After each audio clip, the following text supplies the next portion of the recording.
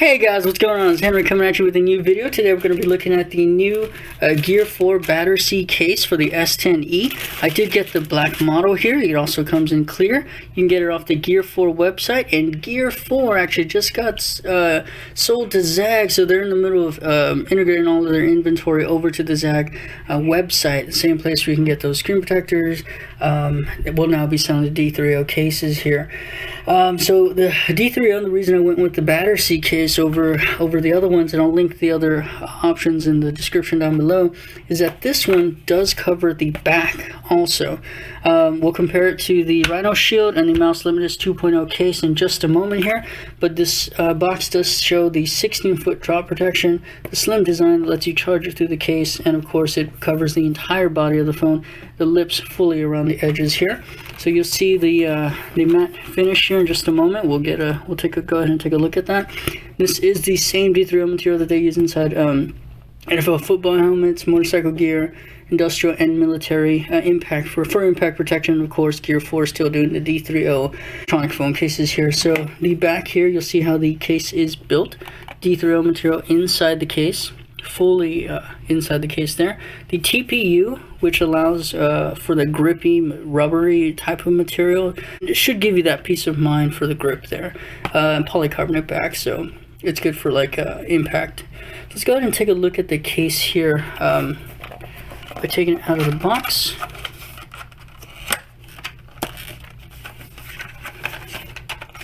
It just slides out the bottom.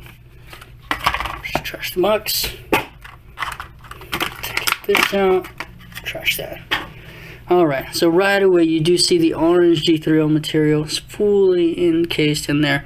With some of like the T21 impact cases, you do have the material, the flex shock they call it in those cases, but it's only on the edges.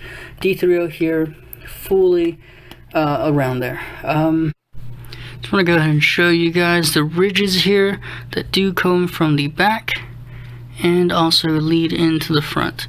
So the idea behind the ridges here is that they are shock absorbent, but similar to the RhinoShield honeycomb material. But with this one here, you do have that D30 just fully along. On the bottom, you can't get it in the ports, but you do have it a thicker TPU case at the bottom there. So, and of course, it does cover the full fingerprint scanner, so which was one of the things that kind of got me with the RhinoShield.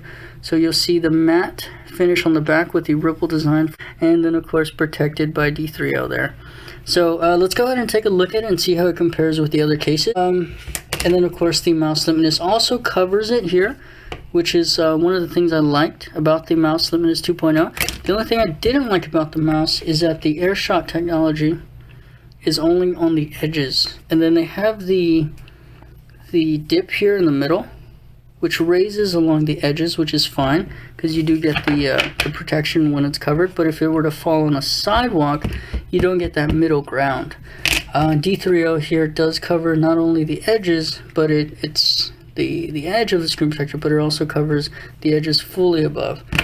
And of course the RhinoShield, which has always been one of my favorite cases with the thick and sturdy feel, but I just didn't like how they went with the uncovered corner here. I know it's a little nitpick, but when Samsung put the fingerprint scanner in the upper right hand corner and not in the display or on the back here, that was one thing companies had to kind of figure out what they were going to do with, but that's just one of the things. Let's go ahead and put that in there, button side first.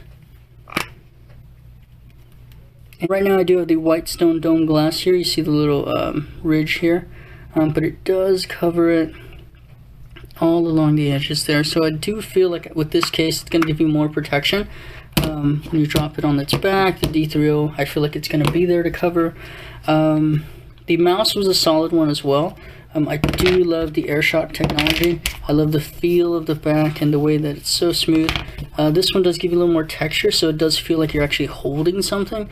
The TPU on the edges here does give you that much more grip. Maybe when I'm walking and taking a phone call, this feels like it gives you a better grip than something like this. The RhinoShield comes in at a close second. I love the smooth edges with this one versus the cut off corners here. The RhinoShield here is a good solid case because it does come with the nice smooth corners. It does feel good in the pocket and it's good in the hand as well.